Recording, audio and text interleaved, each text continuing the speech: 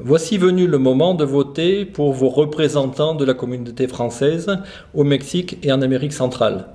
Cette petite vidéo a pour objet de vous détailler la manière de voter par correspondance, qui est détaillée dans les consignes données par le consulat, mais qui seront peut-être plus faciles à comprendre sur cette vidéo.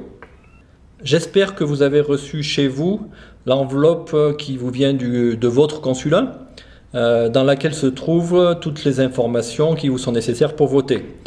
Si jamais vous n'avez pas reçu cette enveloppe-là, vous pouvez le signaler au consulat en leur téléphonant ou en leur écrivant par email. Vous avez aussi la possibilité de demander à un compatriote qui aurait voté par Internet et qui aurait gardé le matériel électoral de manière à pouvoir récupérer les enveloppes et les bulletins pour voter.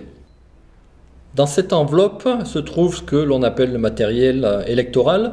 Vous y trouverez donc 4 présentations des listes en compétition pour cette élection, les 4 bulletins de vote qui sont associés à ces présentations pour les 4 listes et les enveloppes qui vous serviront pour le vote par correspondance.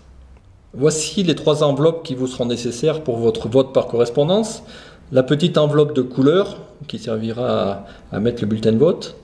L'enveloppe de vote par correspondance sur laquelle vous vous identifierez et la grande enveloppe donc, qui est celle qui sert à faire l'expédition au consulat sur laquelle vient préimprimer l'adresse de votre consulat.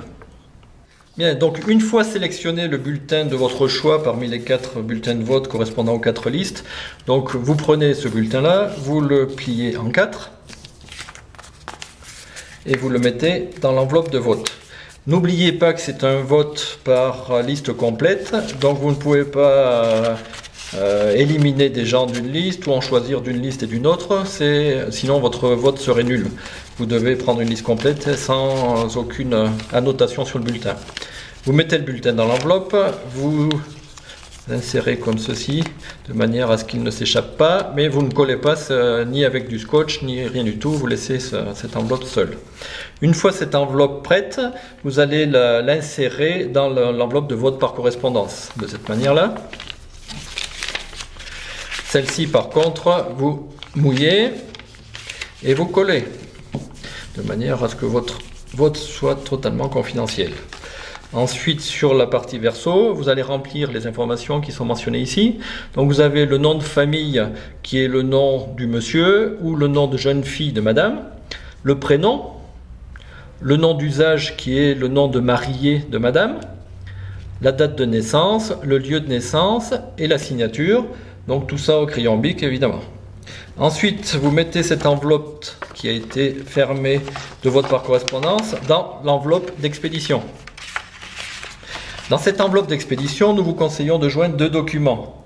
Un premier document, c'est la copie de votre passeport avec identification et signature, de manière à pouvoir valider votre vote, qu'il n'y ait aucun problème sur l'identification de votre signature. Et par la suite, vous mettez également un petit courrier manuscrit qui simplement demande réception de l'envoi avec votre adresse email pour que le consulat sache vous répondre et vous confirme par email que votre vote est bien arrivé. Donc ceci également dans l'enveloppe. Une fois ceci fait, vous mouillez et vous fermez et l'envoi est prêt pour votre vote par correspondance. Donc maintenant vous avez plusieurs options.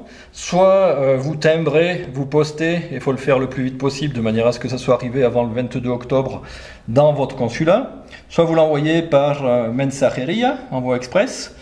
Soit vous le déposez physiquement au consulat. Soit, autre option, quelqu'un de confiance peut aussi le prendre pour vous et le déposer au consulat, de manière à ce que votre vote soit pris en compte. Il est important de répéter que votre participation est d'une grande importance. Ce vote a l'habitude d'être à un niveau de 20% de participation et nous faisons tout le possible pour essayer de doubler cette participation, d'arriver à peu près à 40%, de manière à ce que notre représentation soit plus représentative d'une part et un poids beaucoup plus important.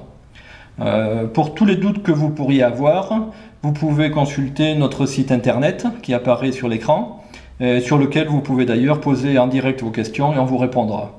Nous vous remercions.